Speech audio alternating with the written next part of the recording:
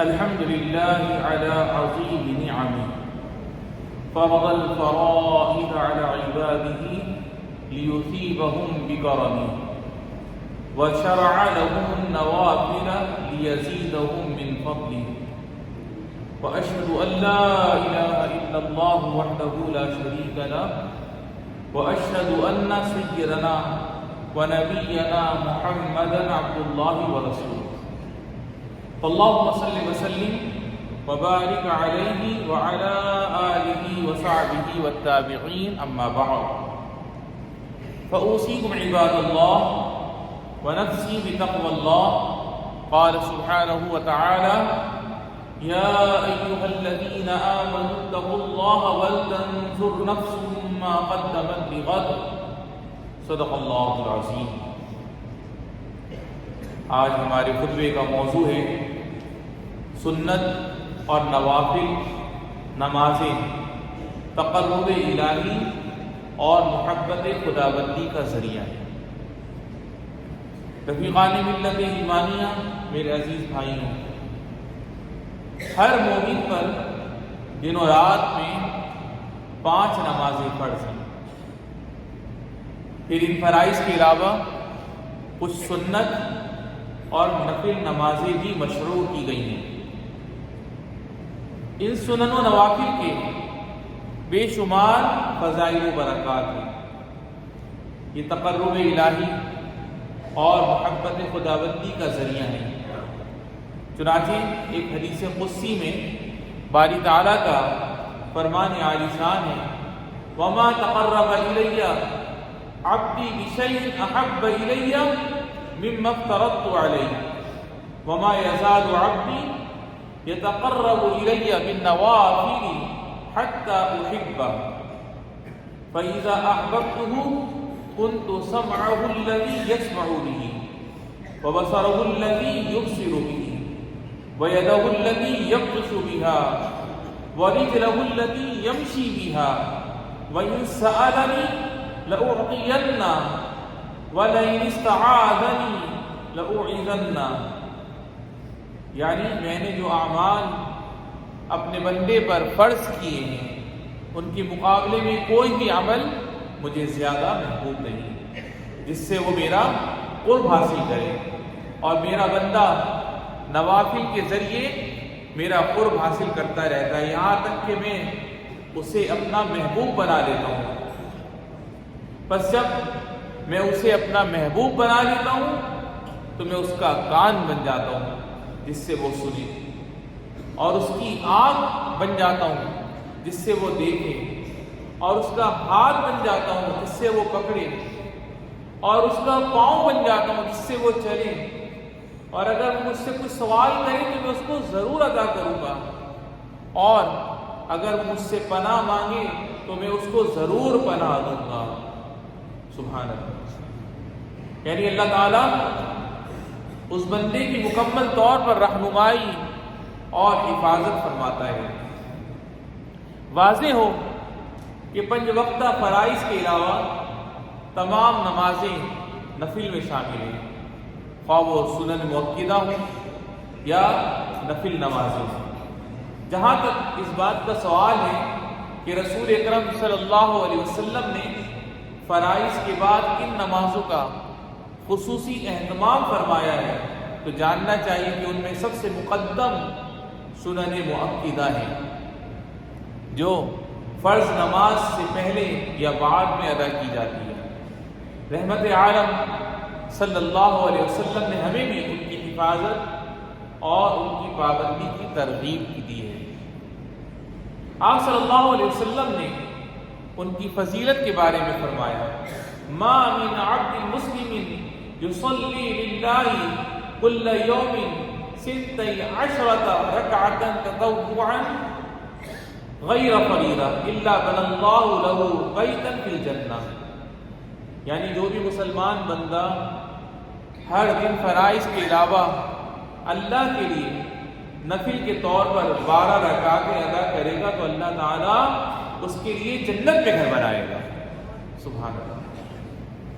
ایک دوسری حدیث میں آپ صلی اللہ علیہ وسلم نے ان 12 رکعات کی تفسیر و تعین اس طرح فرمائی: 4 رکعتیں نماز ظہر سے پہلے، 2 رکعتیں نماز ظہر کے بعد، 2 رکعتیں مغرب کے بعد، 2 رکعتیں نماز عشاء کے بعد، اور 2 رکعتیں نماز فجر سے پہلے۔ مذکورہ سنتوں میں جس کا وقت سب سے پہلے آتا ہے اور جس کا اجر و ثواب سب سے زیادہ ہے وہ نماز فجر کی پہلی 2 رکعتیں ہیں۔ ایک حدیث پاک میں نبی کریم صاحب خلق عظیم صلی اللہ علیہ وسلم نے ان کی فضیلت بیان کرتے ہوئے فرمایا: رکعت الفجر خیر من الدنیا وما فیہا، یعنی نماز فجر سے پہلے کی 2 رکعتیں دنیا و ما فیہا سے بہتر ہیں۔ سبحان اللہ۔ رسول اکرم صلی اللہ علیہ وسلم دیگر نوافل کی بنسبت سنت فجر کا خصوصی اہتمام فرماتے اور اس کی طرف سبقت فرماتے۔ نفل نمازوں میں صلاۃ الضحیٰ یعنی نماز چاشت کی بھی بہت زیادہ فضیلت اور ثواب ہے۔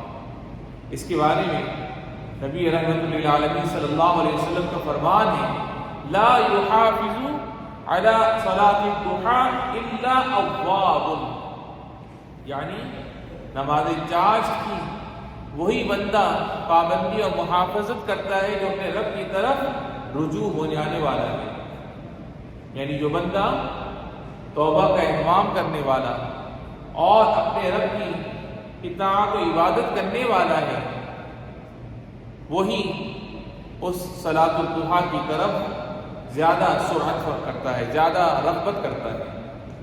آدمی دن میں نماز چاشت کا اہتمام کرتا ہے اور کثیر اجر و ثواب حاصل کرتا ہے۔ عزیزان گرامی قدر، فرائض کے ساتھ ادا کی جانے والی سنتوں میں ظہر کی بھی سنتیں ہیں۔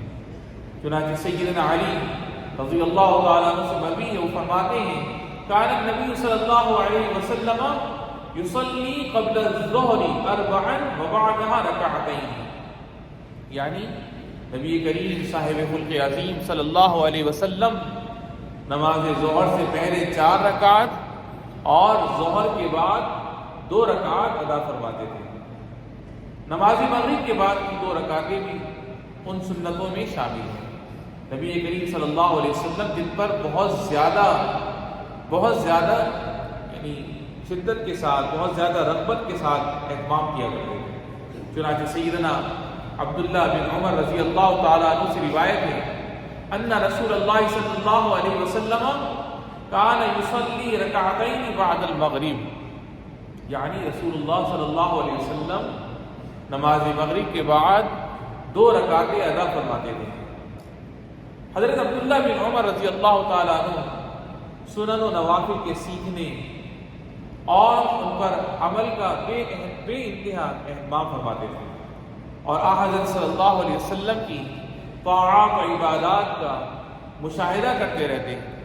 چنانچہ بیان کرتے ہیں کہ انہوں نے نبی کریم صلی اللہ علیہ وسلم کے ساتھ متعدد سنن و نوافل ادا کیے، جن میں یہ بھی ذکر فرمایا: رکعتان بعد صلاۃ العشاء، یعنی نماز عشاء کے بعد کی 2 رکعتوں کو بھی میں نے ادا کیا۔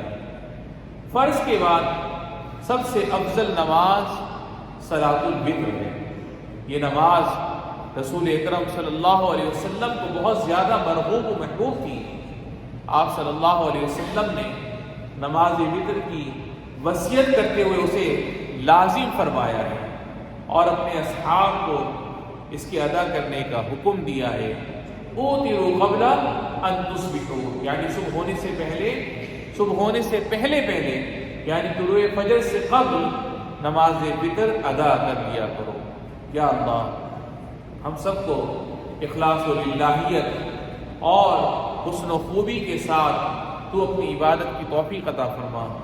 نیز ہم سب کو اپنی اور اپنے پیارے نبی صلی اللہ علیہ وسلم کی مکمل اطاعت کی توفیق عطا فرما، اور ان لوگوں کی اطاعت کی بھی توفیق عطا فرما جن کی اطاعت کا تو نے حکم دیا ہے۔ اقول قولی ھذا واستغفر اللہ لی ولکم فاستغفروہ انہ هو الغفور الرحیم.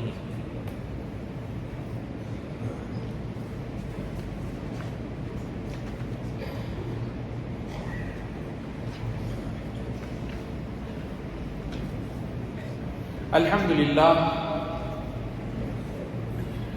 الحمدللہ کما ینبغی لجلال وجہہ وعظیم سلطانہ والصلاة والسلام علی سیدنا ونبینا محمد خاتم رسول وعلی آلہ وصحبہ ومن اقتدى بہدیہ.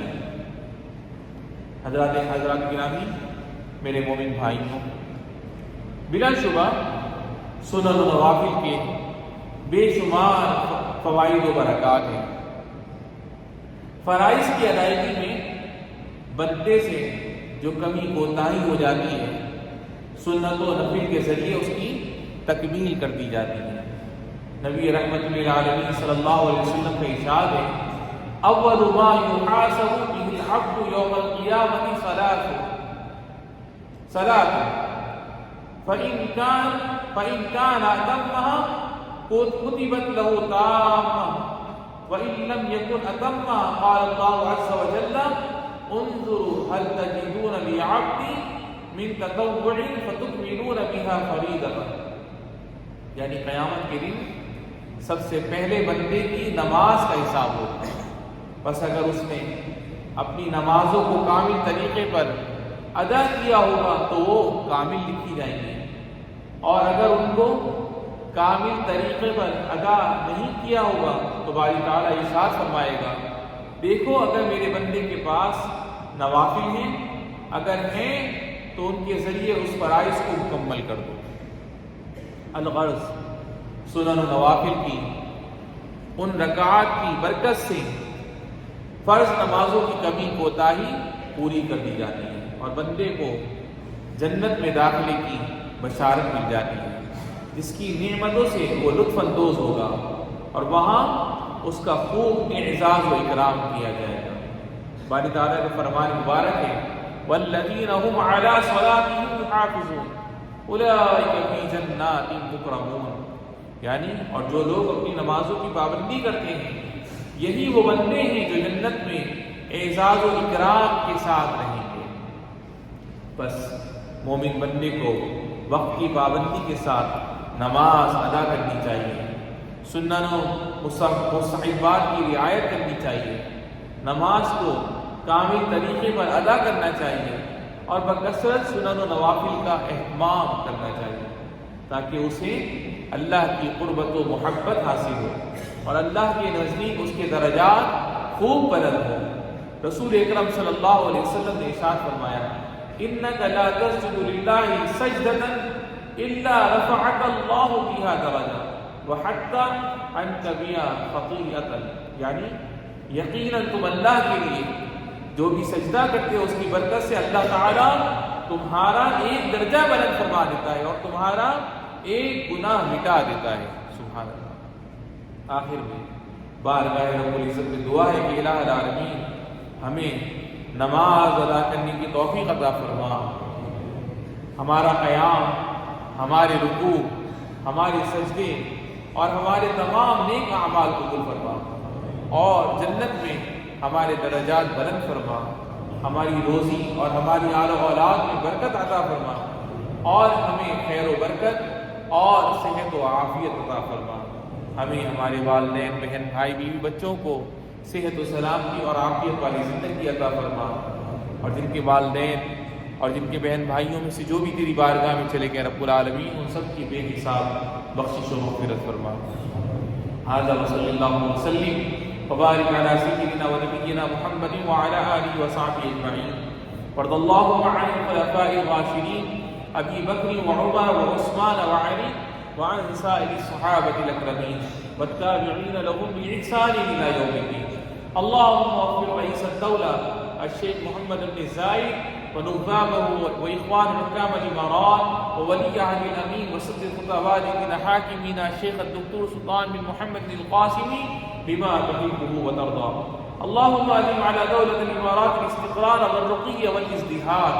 اللهم ارحم الشيخ زايد والشيخ راشد والقادة المؤسسين والشيخ مكتوم والشيخ خليفة بن زايد وادخلهم بفضلك فصيح جناتك واشمل شهداء الوطن برحمتك وغفرانك. اللهم اغفر لآبائنا وأمهاتنا. اللهم ارحم المسلمين والمسلمات الأحياء منهم والأموات. اللهم اسقنا الغيث. اللهم اغثنا. اللهم اغثنا. اللهم اغثنا. عباد الله اذكروا الله العظيم يذكركم واشكروه على نعمه يزدكم. وآخر دعوانا أن الحمد لله رب العالمين وأقم الصلاة.